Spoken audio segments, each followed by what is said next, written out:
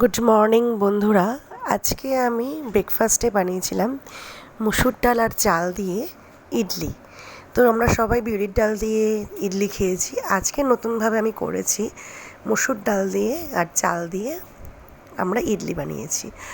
তো ইডলি বানাতে লাগছে মুসুর ডাল, চাল, একটা মশলা বানিয়েছিলাম গোটা জিরে, কসুরি মেথি আর দিয়েছিলাম জোয়ান।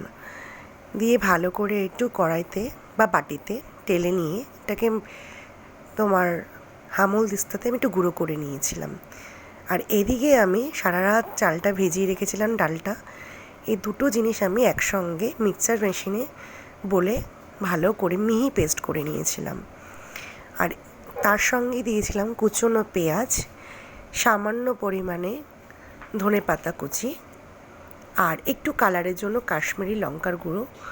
কারণ ডালটাতে তো অত কালার আসবে না, তাই জন্যই আমি কাশ্মীরি লঙ্কার গুঁড়ো অ্যাড করেছি। আর যেই ভাজা মশলাটা তৈরি করে রেখেছিলাম সেই মশলাটা আমি অ্যাড করে দিলাম।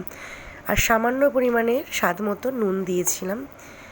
দিয়ে আর আমি ওটা না স্কিপ হয়ে গেছে, গরম মশলার গুঁড়োটা, গরম মশলা না, আমি দিয়েছিলাম হচ্ছে ব্ল্যাক পেপার।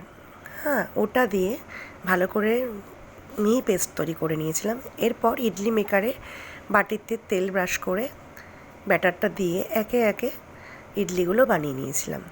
দেখো আমার কিন্তু তৈরি হয়ে গেল ইডলি।